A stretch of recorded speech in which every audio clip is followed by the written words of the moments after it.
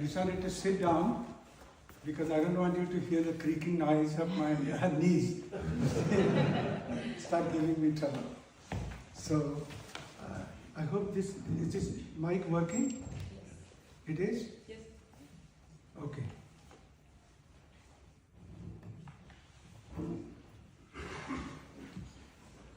येनाक्षर समाम्नायम अधिगम्य महेश्वरात् कृत्स्नं व्याकरणं प्रोक्तं तस्मै पाणिनये नमः.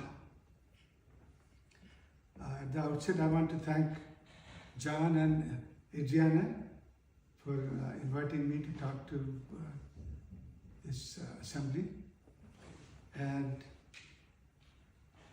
I was working on my talk until the last moment. I had to leave for the airport, so there was not enough time to prepare slides for my talk. But you will see, I'm mostly going to tell you stories about my teachers and my encounters with my teachers and what I learned from those encounters, and you will get some interesting things out of that.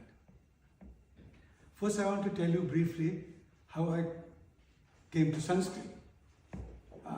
In my family, there was a little bit of a tradition of Sanskrit studies, not in a Pandit Shastri fashion, but the first professor of Sanskrit in my family was my great-grandmother's uncle. His name was Sridhar Ganesh Jinsiwale. He did his master's degree in Sanskrit at the Deccan College in 1870, and then he was appointed to teach Sanskrit. And among his illustrious students was Lokmanya Tilak. And what was interesting about Jinsiwale was that perhaps because of his study of English literature and Western thinking, he started questioning the notion of apaurusheyatva of the Vedas. And he says if Sanskrit is understood by humans, and if God wanted humans to understand it, it must be a human language. And Jinsiwale started giving talks in Pune, saying such things, and people were throwing shoes at him. It was not quite acceptable. And then when Jinsiwale, in his lifetime, he collected 3,000 some books in 1880s and 1890s. And when he passed away, all those books came to his sister, who was my great-great-grandmother. And she didn't know what to do with them, so she gave them to a library in Pune, where they are still there. But I still have about 10 of those books I inherited from my grandfather and my father. So during my childhood, I constantly heard stories about Jinsiwale. And so how brilliant he was, and how hardworking he was, and you don't do anything. And look at him and so on. So Jinsiwale's name was constantly hammered onto my brain. My father, perhaps under a similar influence, decided to do a bachelor's degree in Sanskrit. And among his classmates were people who eventually became very well-known scholars in Pune. S.D. Joshi, Dharmadhikari, Vidyadhar Bede, they were all his college classmates. And so, from my childhood, the only kakas, uncles, that I met were all these Sanskritists. And so I was kind of, what are you doing? What are you going to do, Madhav?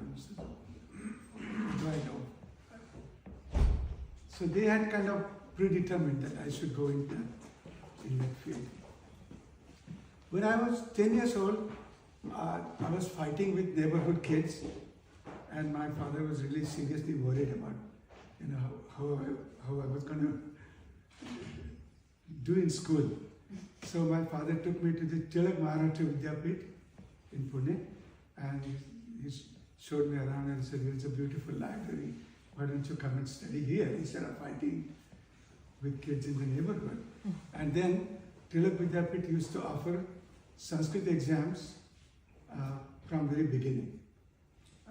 So we have exams called Prathama, Dvitiya, Tritiya, and Chaturthi. And then there will be Shastra Parikshas beyond that, behind the first 4 exams. So in my 5th grade in school, I started going to this Tilak Vidyapit 1 hour a day. And the main attraction was that I would get better grades in my school if I get some training in Sanskrit. My first teacher in Prathama class was Bhagavad Shastri. And as it turned out, I kept on studying with him for the next 12 years. Now in my regular school, Sanskrit began at the 8th grade. But I was going to Tilak Vidyapit to learn Sanskrit from my 5th grade. So in that one subject, I was ahead of all other kids in my class, because we had to study physics, chemistry, 4 languages, Marathi, English, Sanskrit, Hindi, 4 languages, plus science and mathematics, all these subjects. But in that one subject, I was ahead of the class. And that situation continued until my 11th grade, which is when you finish that 11th grade, you pass a statewide exam. And in that exam, in the subject of Sanskrit, there was a scholarship. That scholarship was called Jagannath Shankar Shet Scholarship. And this was instituted in 1850s. And from then onwards, every year, the scholarship was given. So students would work very hard to get the scholarship. So I will tell you about the teacher who trained me for that scholarship a little bit. His name was Pandit N.N. Bhide, and he was simultaneously teaching German and physics and Sanskrit. And then he tried to integrate all those subjects in his own mind. But how to train your student to win this scholarship? Because you have 150,000 students appearing for the exam, and how is your student going to shine within those? So if you just do correct, Nadi Atra, Nadyatra, and all Sandhis correct, I mean, there would be 5,000 students doing all this correctly. So how will you shine? So he had developed a technique that, suppose we ever ask, Nadi Atra, then you not only do Nadyatra, but then you write a footnote. This is high school final exam. You write a footnote. In the footnote, but say, by the rule, Iko Yanachi in Panini, this Sandhi is accomplished. Okay. And then this is so a form like Bhavati. It says, well, everybody can say what Bhavati means. To be, he is. But then you write a footnote and say, Tiptas Jishiptas Tamib Vasmas. And he made us, memorize all these rules of. Now, at that point, I didn't fully understand, what those rules meant. And he used to joke that, if you have a snake bite, recite this, and the snake bite will be automatically cured. So my introduction to Panini began like this, that we memorized probably like 50 rules of Panini, and then where to quote them in footnotes. And then his regular class in school was just, whether you pass or fail, it's your luck. But he would invite those students who wanted to try for that scholarship to his home on Saturday, Sunday. And the rules for that class were, if you make one mistake, you go home and never come back. And if you're 5 minutes late, just don't come back. Okay. So on the first day, there were 12 students. Second week, 6 remaining. Third week, 2 remaining. And finally, I was the only one, who stuck through the rest of the year. And so on that one subject, I spent 90% of my energy, but there were 7 other subjects, math and science and Hindi, Marathi, all these subjects were there. So I did okay in those subjects, but I got the Jagannath Shankar Shet Sanskrit scholarship. So when I got that scholarship, then the question, until then, my father was kind of thinking I should go to commerce. And he has talked to the commerce college principal, and so I was like predetermined that I would go to commerce. But then suddenly I got this Jagannath Shankar Seth scholarship, and every newspaper in Maharashtra had my photo, and so what should I do? And then of course my father's friends, including S.G. Joshi and others, said, no, you have to go to, you have to take Sanskrit in college.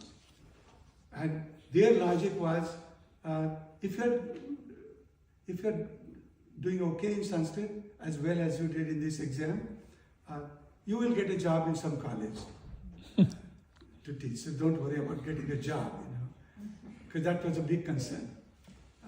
If you take Sanskrit, what kind of a job will you get? So then I took Sanskrit in my college, Ferguson College in Pune, I went to. But I continued studying with Bhagavad Shastri alongside. So Bhagavad Shastri had time only at night to teach. And during the day he was very busy. So he says, okay, I can teach you 8 to 9. And then why will you go home after 9? So sleep in the library here. So the Bhagavad Shastri lived just behind this Tilak Vidyapith building.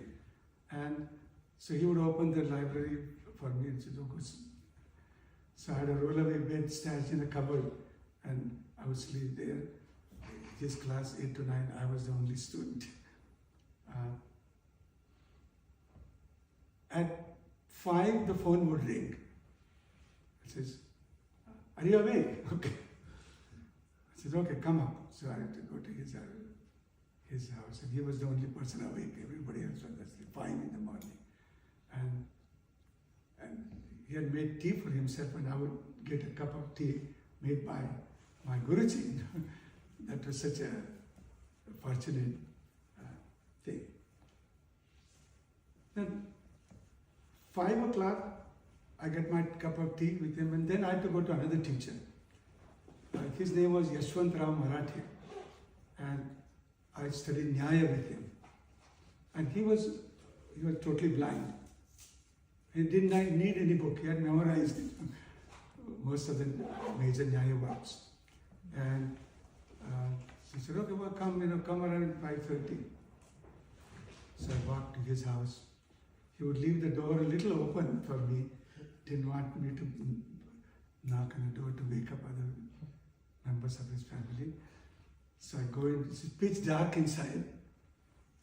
And he says, if you need the light, turn it on. Because he didn't need the light. Yeah.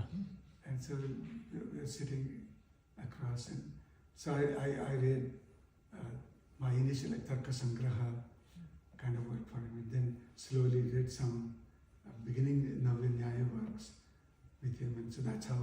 Then after that, then I would go home, then take a shower, eat something, then go to college, and then in the evening back. And so that kind of was the routine. Now, with Bhagavad Shastri, I remember reading Pravda Manorama, and not the whole thing, but a decent part of that, and then Nagesh's commentary on Pravda Manorama. And he was, in his own way, he was quite open-minded. Though he came from a Pandit traditional background, he still was very open-minded.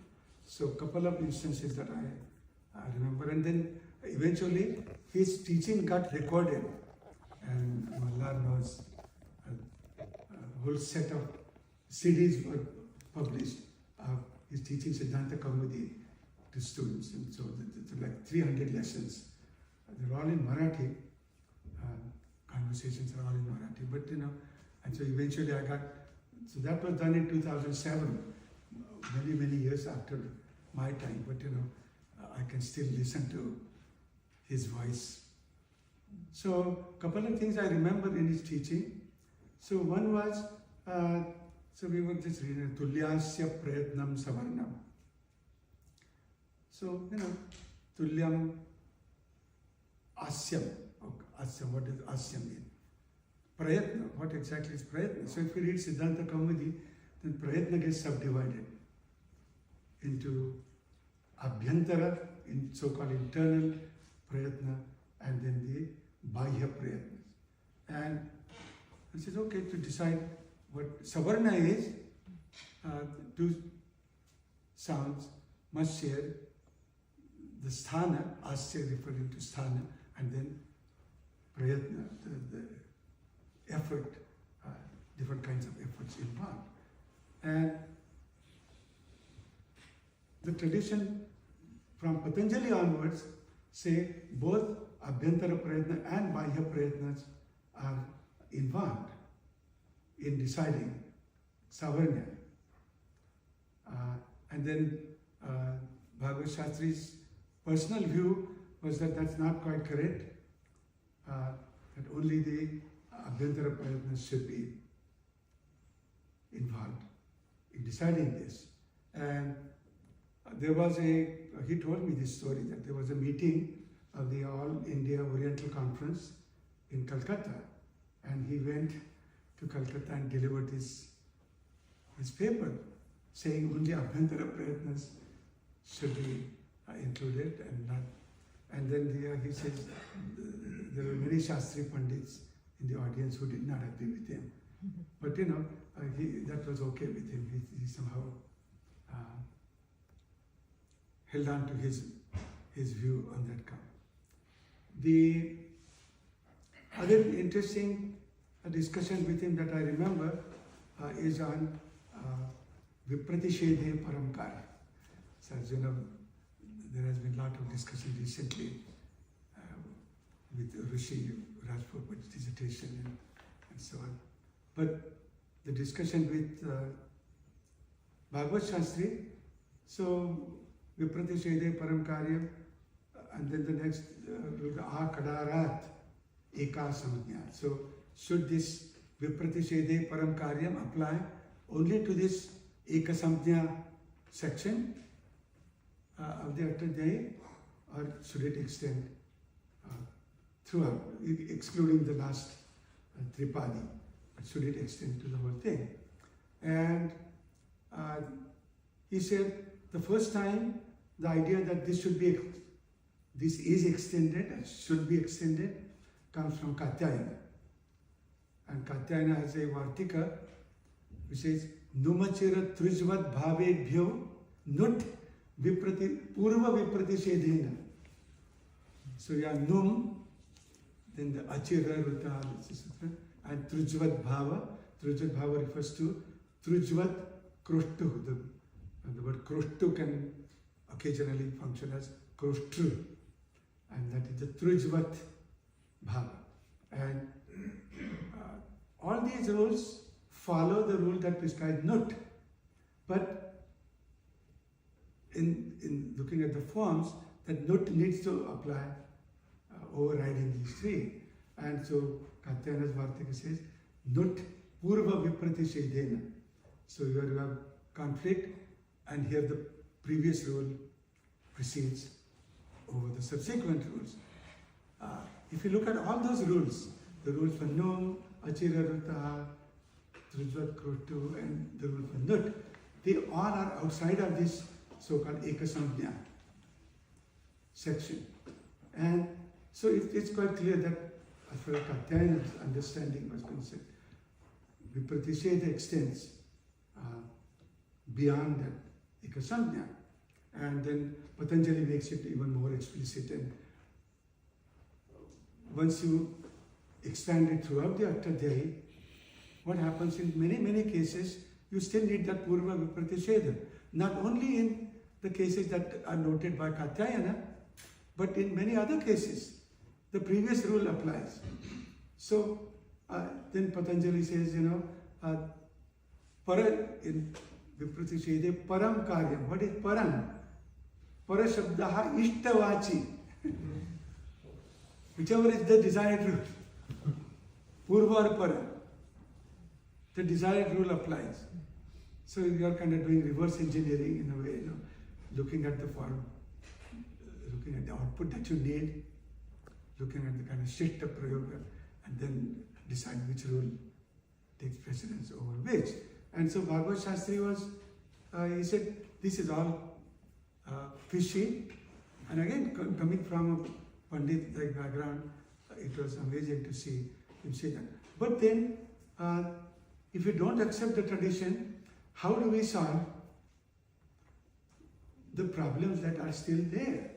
And then his suggestion, he actually says this thing in the recordings. Though I remember my own learning from him in the recorded lessons. He says, maybe some PhD dissertation could be written on this subject. And then we have a recent dissertation, not that it solves all the problems, but the problem is still there. And then how do we resolve that problem? We still have to come up with some more solutions, some further solutions. So, in Ferguson College, it was more like a Western style teaching, though teaching for Sanskrit was in the Marathi medium. But our teachers were kind of proficient in English and Marathi. So the one teacher I distinctly remember, and I learned several things from him, his name was T.G. Mainkar. And he was the principal of the college, but he also taught Sanskrit. And so he taught Kalidasa, he taught multiple things. But then I distinctly remember his teaching of the Bhagavad Gita. And teaching the Bhagavad Gita, he had previously written his own dissertation on comparative study of the different bhashyas on the Bhagavad Gita. And sort of he would not make us read that book, but he would make use of analysis that were presented in that book. And so a couple of instances come to my mind. What exactly is the text of the Gita? Okay, so we as students just had a printed text, printed by Gita Press or Nirnay Sagar or something, and so well, that's the text. And he says, well, that's not exactly historically the case. So what is the problem there? So he said, okay, we'll look at a verse like Nasato vidyate bhavo Nabhavo vidyate sataha. So, in old manuscripts, there are no avagraha signs and there are no gaps between words. So, when we look at modern printed text, there are the avagrahas, there are gaps between words. So, somebody has already done an interpretation. Okay. So, Nasato vidyate bhavaha or Nasato vidyate abhava. Somebody has to make the decision. So Shankara makes the decision one way. Na asataha vidyate bhava. Asat has no bhava. Asat has no existence. Nabhavo vidyate sata. There is no abhava of sat. That's how Shankara reads this. Nabhavo vidyate sata. And Mainkar would put Madhvacharya's interpretation before us, which is Nasato vidyate abhavaha. There is no abhava of asat. And nabhava vidyate sata. The resulting is neither sat nor asat have abhava. Both exist. Okay. So that comes as a shocking understanding. Well, what is sat and asat? So if you look at the Vaishnava schools, then Sat is Vishnu, Asat is something, because it is Dvaita of Madhvacharya. Different from, though dependent, but different from Lakshmi, the Prakriti, the Jivas, Asat. Na asataha vidyate abhava. And then so that sort of example kind of opened my eyes. And he says, okay, when we look at text, really, if you want to go really deep, we have to forget about the printed editions and go to manuscripts that don't have gaps, that don't have avagrahas, and so how would you interpret a text like this? And I will give you an example later where this teaching from Meinkar came very handy to me. So the other example he would mention is Traigunya Vishayaha Veda Nistraigunya Vavarjana. So Shankara says the Vedas are filled with three gunas, but you have to get out of those three gunas. Nistraigunya Vavarjana. Well, if you have to get out of three gunas, what happens to Vedas? So you have to abandon the Vedas. What do? Again, Madhvacharya says, Traigunyam eva visham tad yapayanti, apagamayanti iti traigunya vishaya. Nistraigunya, how do you become Nistraigunya? Using the Vedas. You become Nistraigunya. And so again, how do we analyze those compounds? Does the text itself give us any indications, or we put something of our own in interpreting the text? And so those were sort of very revealing kinds of teachings, and sort of helped me throughout my own research later on. Now, as I finished my 4 years of Ferguson College, during those 4 years, something interesting happened. And our teacher for Kavya Prakasha, his name was Professor Patwardhan. Patwardhan worked with Jeffrey Mason and translated parts of Natya Shastra and Shantarasa, the Nyaloka translation they jointly did. So Patwardhan was teaching Kavya Prakash, and in Kavya Prakash there is a distinction, two types of upama, figure of speech, upama, and those two types are listed as Shrauti upama and Arthi upama. So Shrauti upama is something that is directly communicated by the word. Arthi is something you have to impute something. So that's kind of the ballpark meaning. Now, how do we distinguish Shrauti from Arthi? So Nagesha Bhatta has a commentary on Kavya Prakasha where he argues in his own way that the distinction is based on Sadharmya versus Sadrishya. So the two terms seem very similar, but there is some distinction there. And Nagesha argues that Shrauti Arthi distinction is based on Sadharmya versus Sadrishya. And Patwardhan in the class taught something quite different. And he says, Dharma versus Dharmin is a different distinction, and Shrauti Arthi is based on that sort of distinction. So I was reading Nagesha before going to the class, and I raised my hand and I said, Sir, Nagesha Bhatta says such and such a thing. So Patwardhan says, I know that, but then 20-some years before this episode, S.D. Joshi was his student. S.D. Joshi was Patwardhan's student. And S.D. Joshi argued against Nagesha. And Patwardhan had asked him to write out an argument,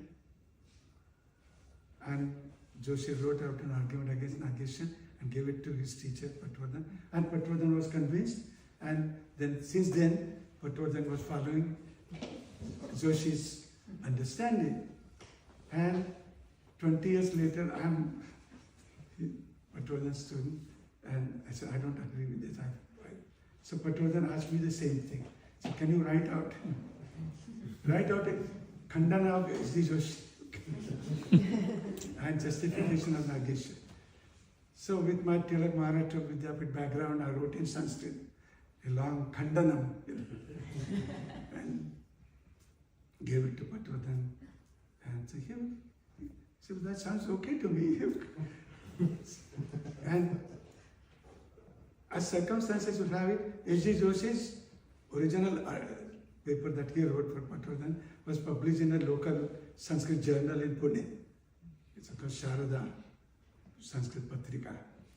And then I told the editor that I have written a khandana of this. So next month, my khandana appears in that magazine. And so H.G. Joshi was, terribly angry. And of course, I used to call him Kaka, he's my uncle. And so he came to our home and said, to my father, so how could your son do this thing? And so it kind of illustrates to some extent the kind of training that I went through in that Tilak Vidyapith. Because studying Nyaya, studying Vyakarana, we were kind of partly trained in some ways to engage in kind of debates. There was a Shastra Sabha in 1966 in Pune, and several Pandits from Kashi and Chennai and so on come to participate. And I was a student, undergraduate student, but Bhagavad Shastri kind of trained me, and me and another student in sort of like a fake debate, on some grammatical point. Go on the stage and he presents one side and you present the other side. So we did it, and we got some prizes from there. But H.G. Joshi was in the audience, and a Pandit was saying something about Patanjali's understanding of some rule in Panini, and H.G. Joshi raised his hand. So this is okay, what would you like to say? So Joshi just stood up. So he said, well, before you say anything, you have to accept Trimuni Pramanya. Do you accept Trimuni Pramanya? So for the first time I heard H.G. Joshi publicly saying almost that, no, I don't. I have the freedom to disagree. And then the Pandits on the stage did not allow me to continue. So that was 1966. And so I knew H.G. Joshi as sort of this very uncle-like figure. I did not know much about, his academic views by then. But I heard that in the public forum, that he feels he has a personal right to disagree if he feels. If Patanjali can disagree with Panini, why can I not disagree with?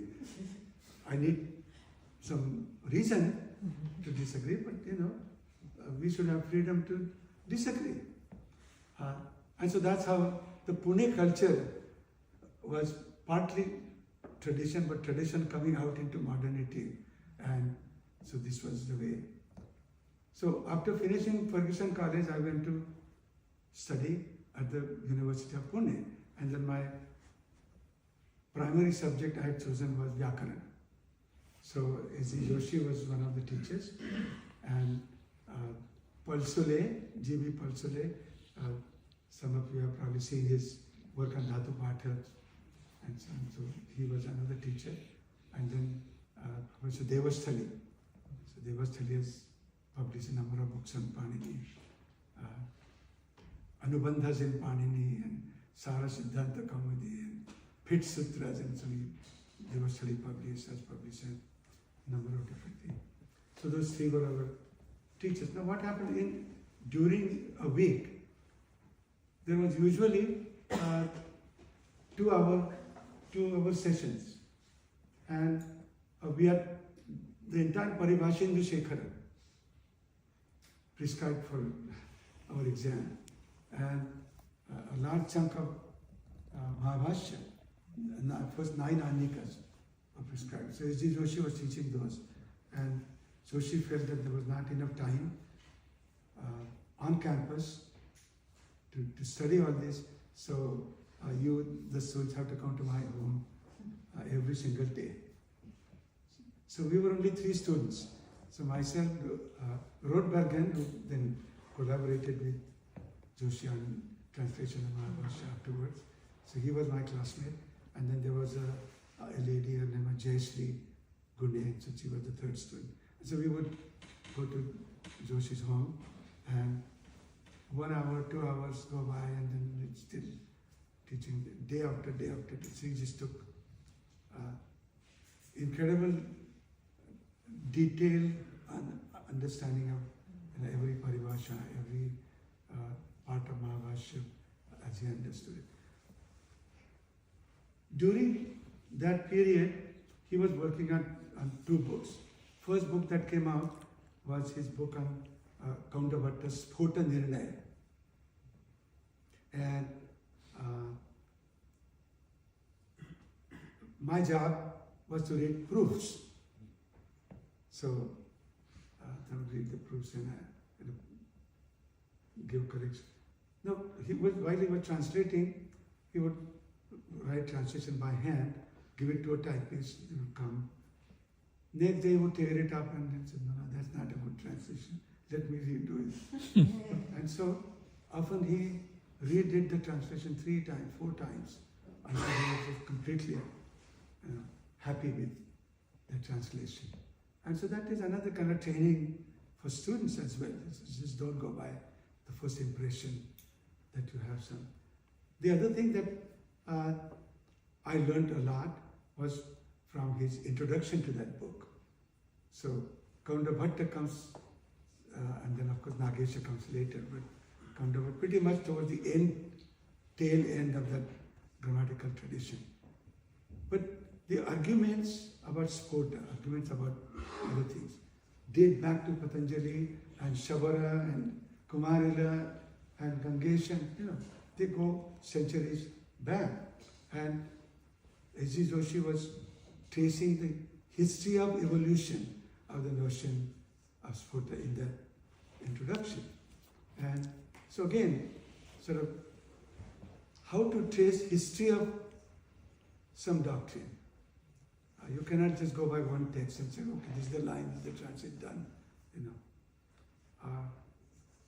Lots of these things sort of helped me in my own work, but sort of the beginning of sort of that in-depth training happened in Pune.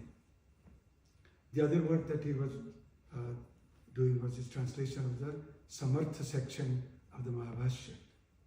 That was the first part of Mahabharata translations that came out, and again I had to read some proofs and so on, and so that was just enormous education that happened. Now, S.G. Joshi felt that like his own situation, he came from a very traditional Pandit background. Then he taught Professor Ingalls in Pune for some time. And then Ingalls said, you are so brilliant, why don't you get your bachelor's degree and then I'll give you a scholarship to come to Harvard. Until then, S.G. Joshi had not gone to first grade.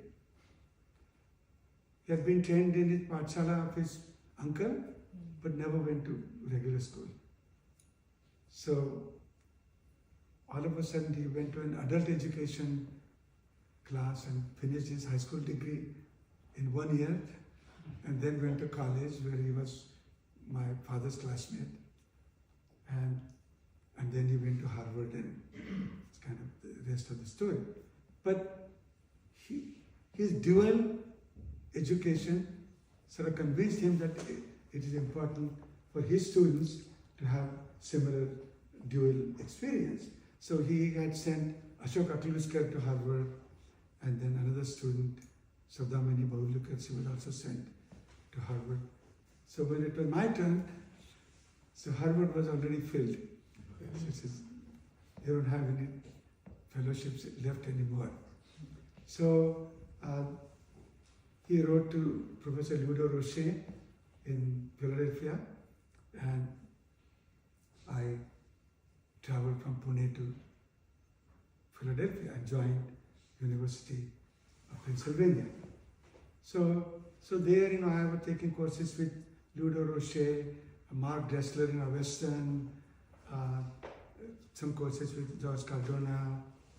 And for the first time in my life, I took a formal course in linguistics. Until then, I had read, Bloomfield's book on language, and there's some other introductory books I had read in Pune, but I had never taken an actual course in linguistics. The very first course was Henry Königswald, a famous historical linguist, and I took his class my very first semester at Penn, and I had those notebooks but some of them got lost. I was taking my notes in Sanskrit, sitting in Königswald's class, writing notes. Then so I had to go talk to Professor Königswald and I had to write a term paper. So Königswald says, since you're here to do your PhD relating to Sanskrit, write something out related to Sanskrit. So one thing sort of, he was not a scholar of Panini, but we have general reading about Panini. So he said, why don't you write something about Panini? So I said, well, what can I write that would be of interest in the sense of historical linguistics? So I started thinking about this, and so I said, okay. I during our readings of Mahabhashya in Pune, I had noticed a few things, so I did not carry them forward at that time. So one was, so Panini has Acharya Nirdesha, it refers to many acharyas in his rules, and then in some rules he said Desha Nirdesha, so Pracham, Udicham, and so those are the so-called Desha Nirdesha. And when it comes to Katyayana and eventually to Patanjali, they say, well, they are for pujartham, they're only to show respect to those acharyas, but they don't carry any sort of functional significance because all they produce is an alternate form. And so they are as good as Vibhasha. And so of course this was predating Paul Kipasky's work on Va and Vibhasha. It's the prior understanding of Vibhasha is just an option. So Acharya Nirdesha is just a Vibhasha. So with that understanding, then while reading Siddhanta Kaumudi, we came across a rule which says Va supi api sadehe. Va supi, there's Va in the rule and there is api sadehe. So I would have taken this as, according to officially there is an option. But the tradition says, officially granam vyartham or va granam vyartham. Some such thing, because what do we achieve by having va and officially? They do, both of them do the same thing. And so to write a paper for Königswald, then I kind of took that sort of a notion. I said, why is Katyayana rejecting his Acharya Nirdeshas, and why is he doing this, and why is Patanjali? So if some of the Vartikas in Katyayana says, Va vachananarthakyam swabhava siddhatvat or nityatvat. Something, the language is nitya. So there's no point in saying Va. The words are already there. Whether to use them or not is your choice. But both words are sadhu, no matter what. And so va vachana anarthakyam, anarthaka, swabhava siddhatvat. And so I wrote a term paper saying, well, Panini was more interested in describing sort of dialectal variation in some sense. Katyayana already shows tendency toward a more philosophical approach of nityatva of language and things like that. Patanjali kind of again follows that line of thinking. And so a whole paradigm had changed, and under the new paradigm,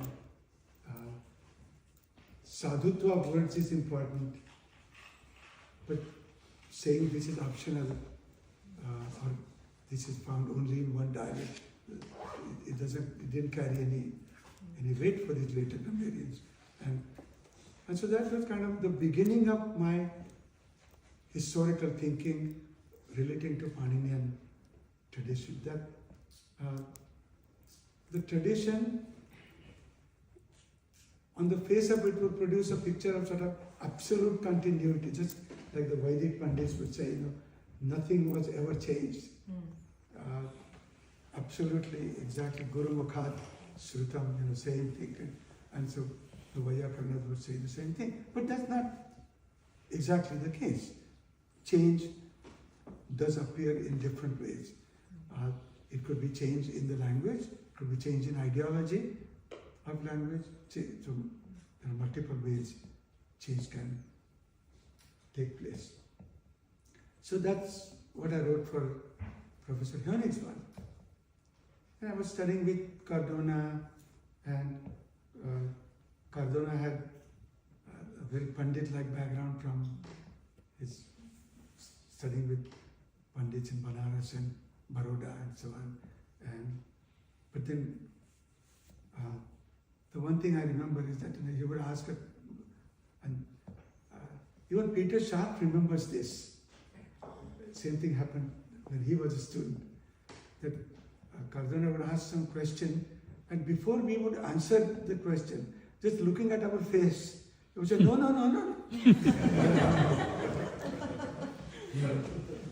So Peter Sharp counted how many no's. He said 9 no's.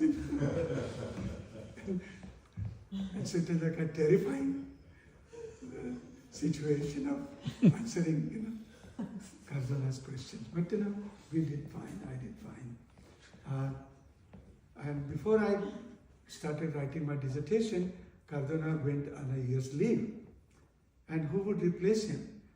Cardona's teacher, Paul Thiemer, came from Germany as a visiting professor at Penn.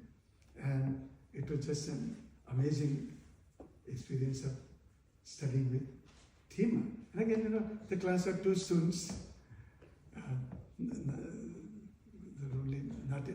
I think Jayashree Gunde and I probably were the only 2 students doing Panini with him. And so with Thiemer, we were reading something rather, and then I don't remember whether it was Jayashree or someone who mentioned, just she brought Ronu's translation, and Thiemer was explaining something in one way, and Ronu's translation went in a different way. And so Thiemer says, Renu is like Yaska, I am like Panini. So he did not elaborate what that meant, but so probably in his opinion, Yaska is not as trustable in his etymologies, not as exact, more imaginative perhaps, And Thiemer thought, it's more exact. You have to have proof for everything. And so in his own writings, argument for it. So I had to write again a term paper for Thiemer. And so what should I do? So I said, well, let me write on taparas tatkalasya. Okay. So there is a little background to this, why I chose that. Because when I was studying in Pune, my high school teacher who introduced me to Panini, and said taparas tatkalasya. And so my teacher in Pune, he firmly believed that the same Patanjali wrote Mahabhashya and the Yoga Sutras. So he would insist that Patanjali's understanding of Panini is trustworthy because he had yogic insight into what Panini meant. And that's how Patanjali derives his authority. And so we came upon this taparastat kalasya. And then reading Siddhanta Kaumadi, and taparastat kalasya, Siddhanta Kaumadi says, what is tapara? Siddhanta Kaumadi gives two interpretations of tapara. It says, tahparo yasmat, it's bahuvrihi, tat paraha cha. So tapara could either mean when ta follows or precedes. Tahparo yasmat bahuvrihi, tat paraha tat purusha. So I asked Vedic Guruji, and he said, how could there be two interpretations? Because from my meager understanding of swaras and swara rules, if it is a bahuvrihi, it is the purva pada has retains its swara. If it is tatpurusha, it is antodatta. So the word tapara, what is it? It can't be both. Cannot be simultaneously adyudatta and antodatta. Of course, the text as we have it has no accents. But assuming that Attadhyayi was accented at some point, that's a question of big debate. But if it was accented, it could not have two accents on the same word. It would either be one way or the other. It couldn't be both. And so I had that in my mind, and so I suggested to Professor Thema at Penn, why don't I examine these two interpretations and examine Panini's rule and say which one makes sense. And so he said, okay, that sounds like a good topic. So initially I took a sample of maybe 20, 30 rules in the Attadhyayi, and so the rules that have the and that don't have the, and what is tapara doing. And I gave my draft to Professor Thema. He looks at the draft. Well, it looks okay, but there are 4,000 rules in the Attadhyayi. You have taken only 30. So, what kind of generalization can you make based on such a tiny sample? So take the next 4 months and go to the library, sit, and he did not ask me to go through Mahabharata or Kashika. And he said, all rules that have the rules don't have the, and come up with a more extensive draft. And so the next 4 months I'm sweating in the library, working through the book, and wrote a pretty long paper, gave it to him, and he was finally happy with it. And that was my first academic publication. Thema took it to Germany, and then it was published in this Vergleichen des Sprachforschung that he was editing. And in a kind of a Western style, that was my first academic. Then I wanted to do my dissertation. So again, my Pune background kind of came with me. So S.J. Joshi had done Spota Nirnaya. So I said, well, what should I do? So I studied other parts of Kaundavatta. And I said, well, why don't I work on a different chapter of Kaundavatta? So Namartha Nirnaya. But then Namartha Nirnaya and Vaiyakarana Bhushan is very small. So Cardona suggested, don't go to Bhushana Sara, but go to Vaiyakarana Bhushan. So that's a much bigger chapter dealing with the same topic.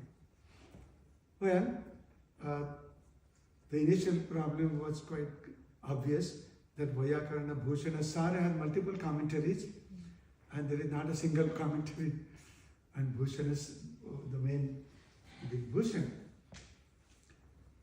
But I had to work through the text as we had it. So I did like a few paragraphs, translated, showed him to Cardona, and said, okay, well, translation is okay. But then, do you know how far back this argument goes? Okay. Because, Counter Bhatta and Nagesha, they are arguing with Nyaya and Mimamsa, especially these two systems. And many arguments, there's the word referred to Vyakti or Jati, go back to Katyayana all the way, or to Mimamsa Sutras and Nyaya Sutras. And so Cardona kind of forced me for every single argument in Namartha Nirnaya, trace its history. Because otherwise translation itself would be a quick thing. But you have to go through this whole thing. And then write out in your explanations, your introduction, all the histories of all these arguments. And luckily for me, there were other teachers that were there at Penn. One was Professor Bimal Krishna Matilal. He was here in Wolfson, right? At Oxford. Was he at this college? No, he was at also. Oh, okay, another college. But for that 1 year, he was at Penn. And I got a chance to read Gadadhara Bhatta's Shaktivad with him. And so that was very critical to understand Namartha Nirnaya, the arguments against Nyaya. So where do they begin?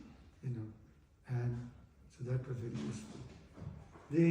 The other thing that was very useful to me was that there was a class in Western philosophy of language. And so I took that class. And so that class kind of, in one semester, covered from Aristotle and Plato to Wittgenstein and Bertrand Russell and, Carnap. So like a big survey of theories of philosophy of language. Now that kind of really helped me translate Namartha Nirnaya using kind of terminology that would be comprehensible and appropriate in English. Because otherwise, what terms does one use for this? So, I finished my dissertation for a brief period, for the 2 months. I went back to Pune, and a job was supposed to be there, but it did not materialize. And all of a sudden, I got a phone call from Michigan saying, we are trying to contact for a job, go to such and such a place and wait for our phone call. And so this was like a windfall job from the Department of Linguistics in Michigan. And so after 2 months of returning from Philadelphia back to Michigan.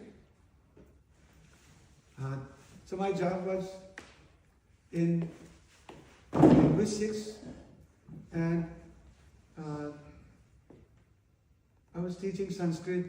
I was teaching a few linguistic students, and so one of my very first PhD student, his name was Jim Baer, and James Baer wrote his dissertation on phonetics and phonology in Panini's Atadhyaya. And so in preparation for his dissertation, I read Pratishakyas and Shikshas with him. And so that kind of directed me and my own research away from Kamda Bhatta and Namartha Nirnaya, that type of thing, into phonetics and phonology. And so on, and then eventually I ended up editing this Atharvaveda Pratishakya Chaturadhyayi. And so two of my colleagues in Michigan in linguistics were absolutely helpful. One was Kenneth Pike, again old generation, old school phonetics, and sort of I'll derive my phonetics terminology to translate the Pratishakya from Kenneth Pike. And the other person who was even more directly involved in helping me his name was Professor Ian Catford. And so he was from Scotland, but he taught his life long in Michigan. And he was a student of Keith at Edinburgh. And he was interested in Pratishakyas and so on. And so again, how to make Pratishakya rules kind of comprehensible in English. Catford and Pike were both instrumental in that work. And then gradually, my interest turned towards sociolinguistics, from phonetics to sociolinguistics, because I got into discussing origin of retroflexion. And sort of Hans and I have some different views on that. But, discussing origin of retroflexion suddenly got me into, migrations, Indo-Aryan migrations, perhaps contact with Dravidian and other populations, and the impact of such contacts on languages, mutual exchange of features and things like India as a linguistic area in those areas. And so that's how sort of things went on. And the title of my talk, like I said, from Panini to linguistics and back, all that I mean by that is that there is more to Sanskrit than linguistics, and there is more to linguistics than Sanskrit. And so for me, Sanskrit is my sort of primary basis. And my return to Sanskrit happened in some interesting. When I was in college in Pune, I used to write a lot of Sanskrit poetry and publish it. Until almost I came to Philadelphia, I wrote and published lots of Sanskrit poetry. Throughout that stay in Michigan, 45 years of teaching, there was no occasion, no audience for Sanskrit poetry, and so it just kind of went dormant. And close to my retirement, 2016, 2017, I started writing Sanskrit poetry all over again and published quite a lot. One thing I started doing was writing one verse on Krishna per day, and then put it on my Facebook and WhatsApp group, and with translations in English and Marathi and so on, share it.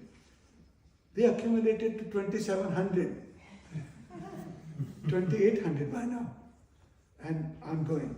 So a publisher in Delhi is publishing the first 2,700 Krishna shlokas with my own English and Hindi translations.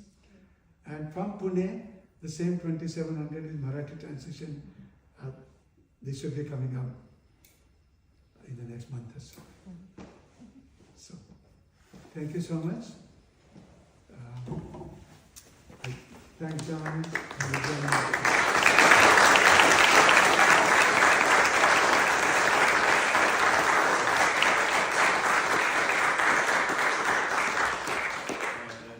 I suppose we have time for one question.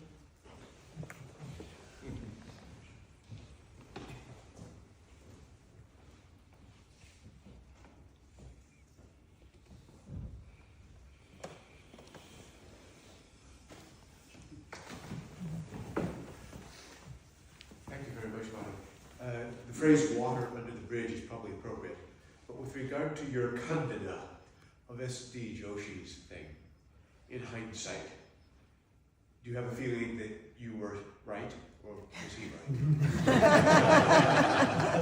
It's on the Shrauti Arthi, because Matilal agreed with me.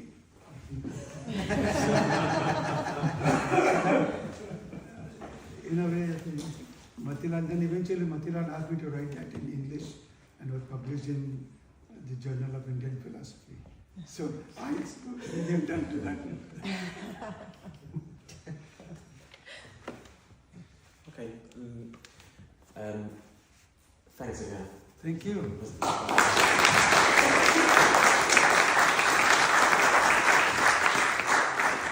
Now we have a coffee break until 11 o'clock, and then we have the poster sessions, which is in the same room as the coffee break, which is I'm sure.